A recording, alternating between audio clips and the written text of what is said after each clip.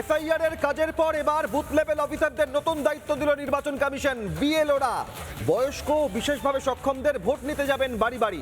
Booth level অফিসাররা এবার vote নেবেন। সাংবাদিক, জরুরি পরিষেবার সঙ্গে যুক্ত ভোটকর্মী, তাদের জন্য বিশেষ ব্যবস্থা, তারা ভোট দিতে পারবেন পোস্টাল ব্যালটে। আর যারা বয়স্ক এবং বিশেষভাবে সক্ষম তাদের বাড়ি বাড়ি গিয়ে এবার ভোট নেবেন বুথ লেভেল অফিসাররা। বিশেষ পরিষেবা দেবে নির্বাচন কমিশন। এফআইআর এর কাজ শুরু হয়েছিল 4 নভেম্বর থেকে। ফর্ম বিলি প্রক্রিয়া কাজ করেছেন রাজ্য জুড়ে 80,000-এর বেশি বুথ লেভেল অফিসার। আর এবার বিএলও বুথ লেভেল অফিসাররা ভোটের দিন বয়স্ক ও বিশেষভাবে সক্ষমদের ভোট নিতে বাড়ি বাড়ি যাবেন বুথ লেভেল অফিসাররা। বিএলওদের নতুন দায়িত্ব দিল নির্বাচন কমিশন। আর এ প্রসঙ্গে কি বলেছেন স্বপন মণ্ডল, রাজ্য সরকারি কর্মচারী সংগঠনের সাধারণ সম্পাদক, দেখুন। আবার একটা নতুন নির্দেশ, সেটা হচ্ছে যে পোস্টাল ব্যালটে যে ভোট হবে সেখানে বয়স্ক ভোটার যারা আছেন 85-এর উপরে, 85-এর উপরে বয়স যাদের, এবং যারা শারীরিক এবং মানসিকভাবে প্রতিবন্ধী, তাদের ভোট নেওয়ার দায়িত্ব কিন্তু বিএলওদের উপরে পড়লো।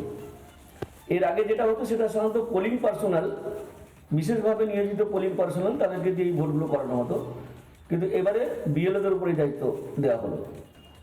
এবং পোস্টাল ব্যালটে ভোট নিয়ে একগুচ্ছ সিদ্ধান্ত নিয়েছে নির্বাচন কমিশন, যেটা এসেনশিয়াল সার্ভিসে যারা এমপ্লয়ি আছে তারা পোস্টাল ব্যালটে ভোট দিতে পারবেন।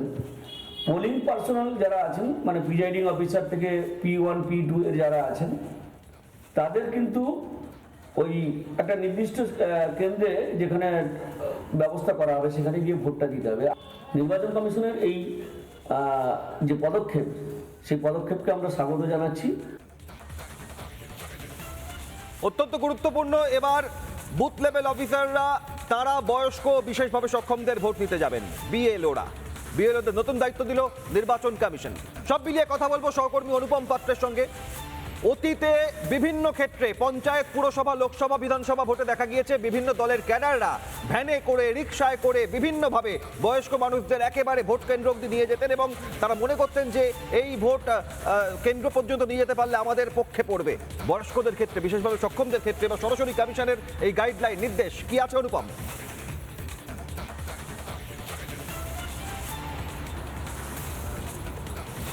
দেখো, এতদিন পর্যন্ত এই গোটা প্রক্রিয়াটা সামলাতো পোলিং অফিসাররা, যারা মূলত দায়িত্ব থাকতো।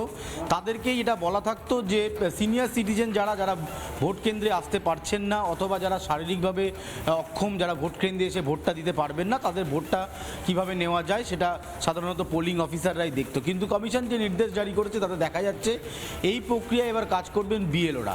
স্বাভাবিকভাবে তুমি জানো যে এসআইআর প্রক্রিয়ার একেবারে প্রথম পর্যায়ে যারা কাজ শুরু করেছিলেন তারা বিএলওদের বিরুদ্ধে একাধিক অভিযোগ উঠেছিল।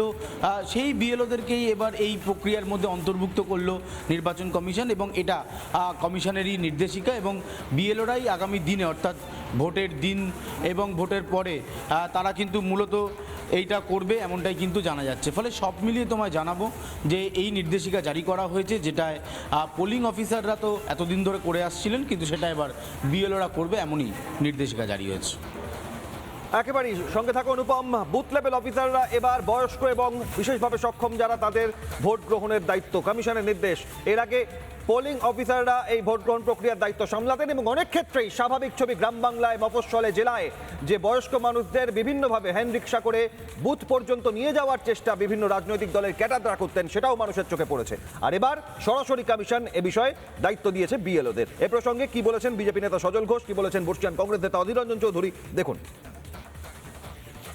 এটা এমন একটা নেমন্তন্ন, যতক্ষণ না খেয়ে উঠে আঁচাচ্ছি ততক্ষণ আমি কিছু বলতে পারবো না।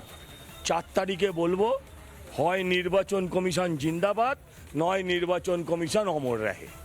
এছাড়া আর কিছু বলার নেই। নির্বাচন কমিশন করবে বলে আমাদের কি বলার? আমরা জানি সবাই যাতে ভোট দিতে পারে তো বরাবরের নিয়ম। নির্বাচন কমিশন করবে বলে আমাদের কি বলার?